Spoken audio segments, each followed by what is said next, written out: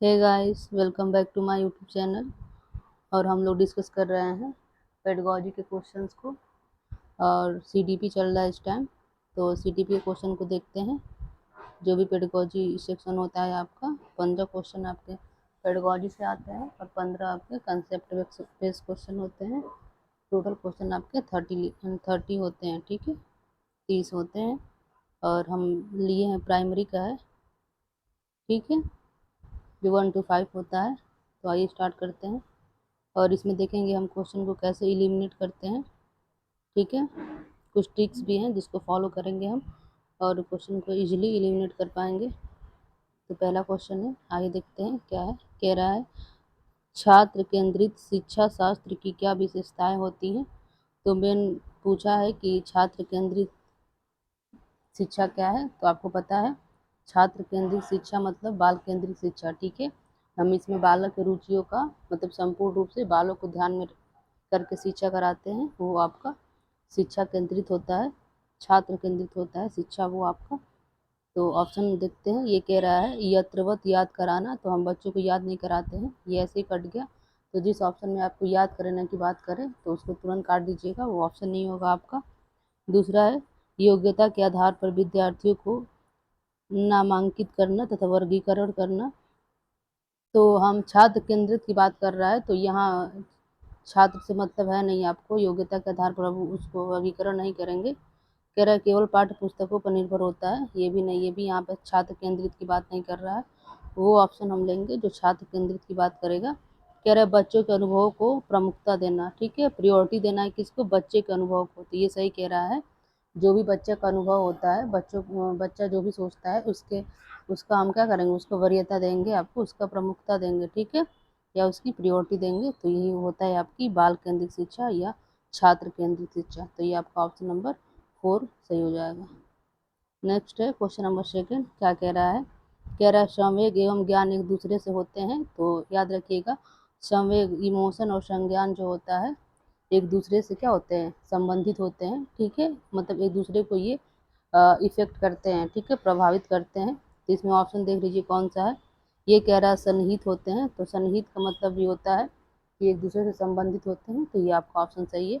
दूसरा कह रहा है संबंधित नहीं होते हैं, ये गलत है।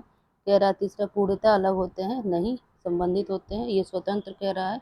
तो ये आपका ऑप्शन सी हो जाएगा, संवेग और संज्ञान एक दूसरे से संबंधित होते हैं या सन्निहित होते हैं। नेक्स्ट क्वेश्चन नंबर 3, क्या कह रहा है। कह रहा है संरचनावादी ढांचे में अधिगम प्राथमिक रूप से है। तो जो भी अधिगम होता है उसको बताना है, किसके रिस्पेक्ट में बताना है आपको, संरचनावादी से। संरचनावादी का मतलब होता है जो भी ज्ञान है आपको उसको वो संरचना देना, ठीक है, वो आपका संरचनावादी कहलाता है। तो इसमें से कौन सा ऑप्शन इसको डिफाइन करता है। पहला देखते हैं, क्या अनुबंधन द्वारा अर्जित करना, अनुबंधन द्वारा, ये कंडीशनिंग द्वारा स्किनर ने बताया था। नेक्स्ट देखते हैं, कह रहा है अवबोधन द्वारा अवबोधन की प्रक्रिया पर केंद्रित होता है। तो अवबोधन क्या है आपका, ये बोध मतलब समझ होता है, ठीक है, तो समझ द्वारा, तो समझ को हम क्या करते हैं, संरचना देते हैं, ठीक है। तो यही आपको बताता है संरचनावादी ढांचे का, ठीक है, अधिगम। तो ये आपका ऑप्शन नंबर हो जाएगा बी सही, ठीक है, क्योंकि यहाँ अवबोधन की बात कर रहा है।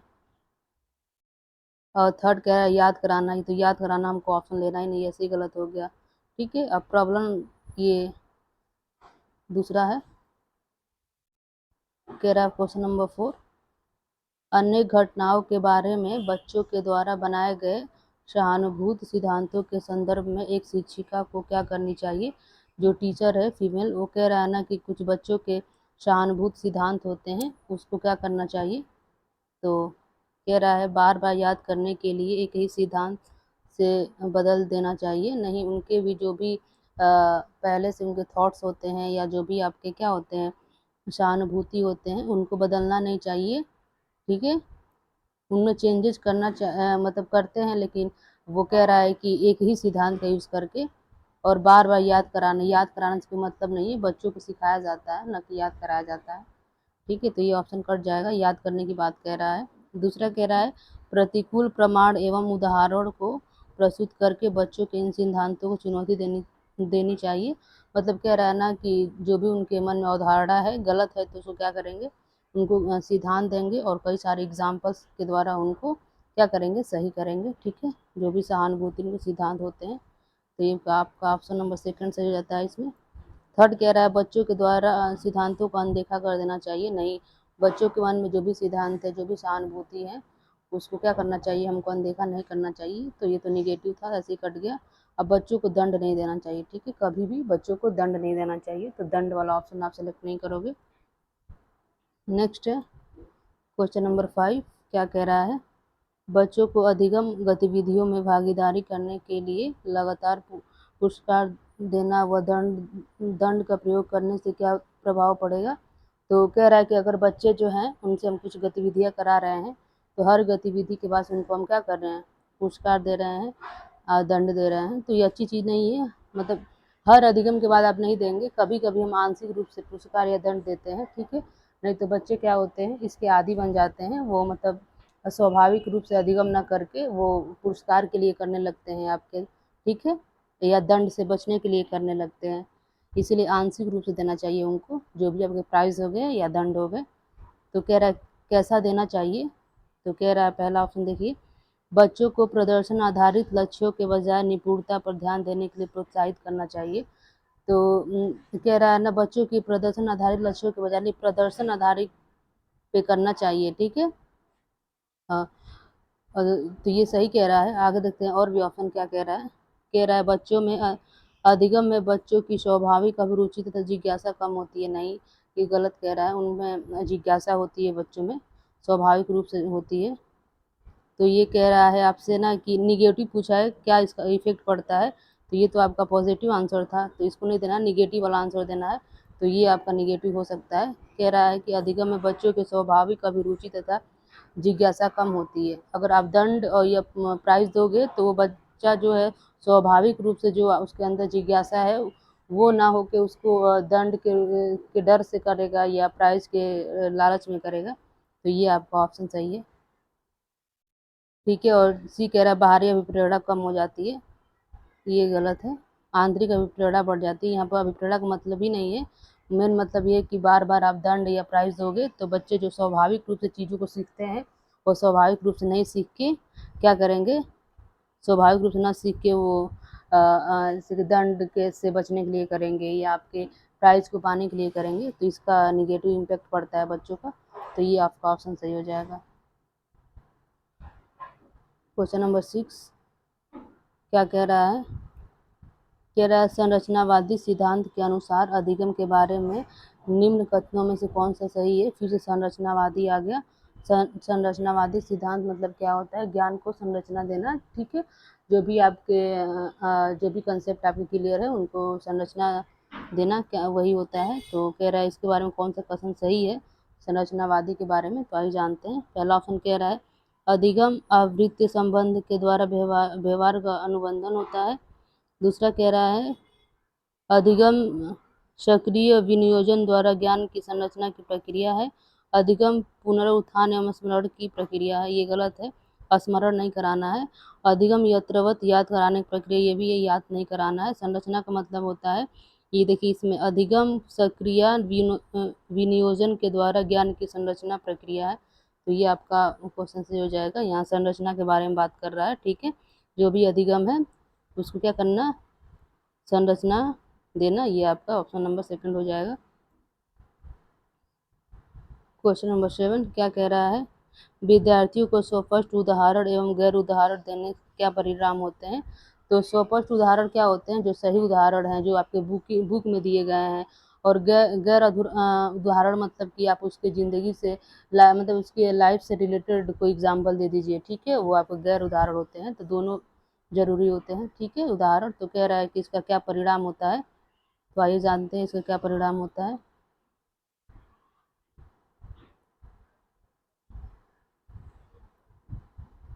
तो पहला कह रहा है यह अवधारणाओं की समझ में अभाव पैदा करता है। नहीं, अभाव नहीं पैदा करता, ये गलत कह रहा है। दूसरा कह रहा है यह अवधारणात्मक समझ के बजाय कार्यविधिक या प्रक्रियात्मक ज्ञान पर अधिक केंद्रित होता है। नहीं, ये दोनों बेनिफिट होते हैं आपके, गैर उदाहरण भी और स्पष्ट उदाहरण भी। कह रहा है अवधारणात्मक परिवर्तन को प्रोत्साहित करने के लिए एक प्रभावशाली तरीका है, ठीक है। जो भी आपके अवधारणात्मक है उनको प्रभावशाली प्रभावशाली प्रभावशाली बनाता है, ठीक है। यह विद्यार्थियों के दिमाग में भ्रांतियाँ उत्पन्न करता है, ऐसा नहीं है, ये पॉजिटिव होता है आपके गैर उदाहरण और स्पष्ट उदाहरण, ठीक है। गैर उदाहरण मैंने बताया कि उनके लाइफ से जोड़ के कोई एग्जाम्पल दे दीजिए। क्वेश्चन नंबर 8 क्या कह रहा है, एक प्राथमिक विद्यालय की अध्यापिका बच्चों को एक प्रभावशाली समस्या समाधानकर्ता बनाने के लिए किस प्रकार से प्रोत्साहित कर सकती है। मतलब मेन शिक्षिका को ये बताना है कि बच्चों को प्रॉब्लम सॉल्विंग कैसे करते हैं, मतलब समस्याओं का समाधान कैसे कर सकते हैं। तो पहला कह रहा है गलत उत्तरों को आविष्कार करके हम दंडित करते नहीं। अगर बच्चा गलत उत्तर देता है तो उसको दंडित नहीं करते हैं, उसको संशोधित करते हैं। यहाँ दंड देने की बात कर रहा है, ये नहीं होगा। दूसरा कह रहा है बच्चों को सहानुभूति अनुमान लगाने के लिए प्रोत्साहित करके तथा उस पर आधारित विचार मंथन करके। हाँ, ये सही है। बच्चों को क्या कहेंगे, जो सहानुभूति पूर्वक उनको क्या करेंगे, प्रोत्साहित करेंगे, ठीक है। और उनके जो भी विचार हैं उन पे हम बात करेंगे, मंथन करने का मतलब है। तो ये आपका ऑप्शन सेकंड हो जाता है। बाकी दूसरा कह रहा है प्रत्येक छोटे कार्य के लिए भौतिक पुरस्कार देके, मतलब पुरस्कार देते हैं मोटिवेट करने के लिए, लेकिन आंशिक रूप से देते हैं, लगातार नहीं देते हैं, ठीक है। इससे बच्चे को उसका प्राइज़ का आदी हो जाता है, ठीक है। और वो स्वाभाविक रूप से अधिगम ना करके वो प्राइज़ के लिए करने लगता है, तो ये तो गलत है। केवल प्रतिक्रियात्मक ज्ञान पर बल देके नहीं, केवल प्रतिक्रियात्मक पे नहीं देंगे, संरचनात्मक पे भी देंगे। बहुत सारे ज्ञान के वो होते हैं डायमेंशंस। तो ये आपका बी ऑप्शन सही होगा। क्वेश्चन नंबर 9 है, क्या कह रहा है, कह रहा है निम्नलिखित में से कौन सी प्रथाएं सार्थक अधिगम को बढ़ावा देती है। तो कुछ आपको प्रथाएं दी गई हैं, कह रहा है उसमें से कौन सा जो है अधिगम के लिए अच्छी मानी जाती है, सार्थक अधिगम के लिए, ठीक है।